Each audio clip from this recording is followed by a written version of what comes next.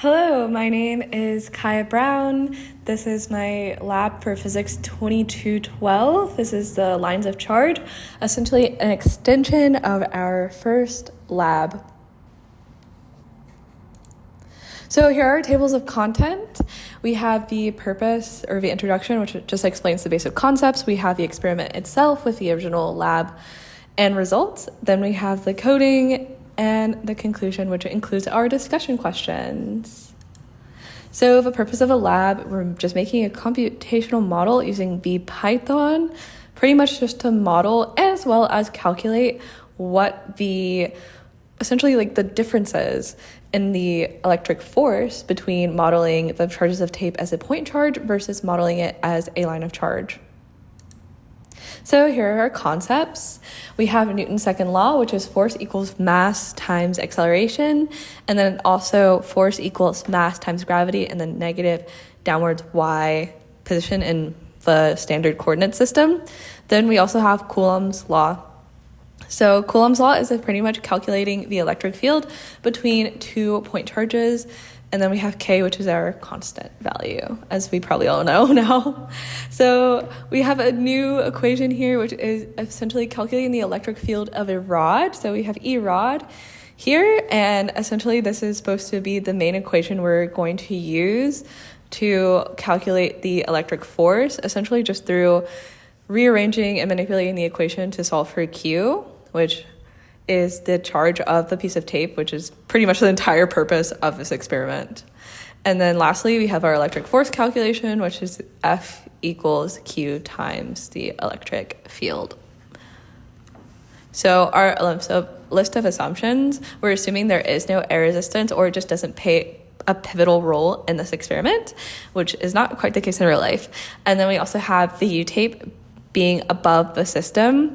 And then we also have the assumption that both pieces of U-tape have the same charge, and as we calculated in the previous experiment, they are both positively charged. And then we have the charge is evenly distributed on the tape. So there's no, weird irregularities, and this may not be quite like real life, but just for the simplicity of this experiment, we're assuming that the charge is evenly distributed on each piece of tape. So here's the experiment itself. This is from lab 1. So we have tape A and tape B. So the whole idea was just to get the two pieces of tape levitating, and through this we're exploring the idea of equilibrium.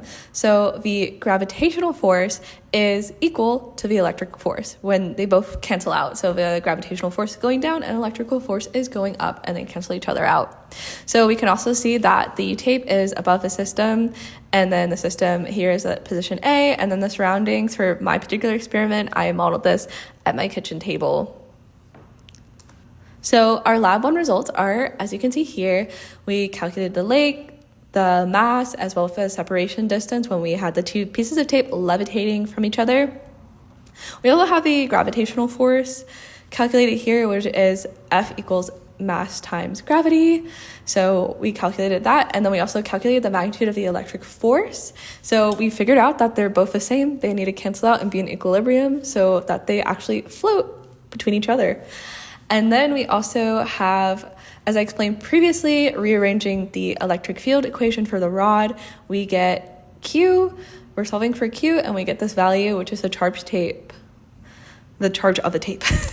So we have our code, which is in Python.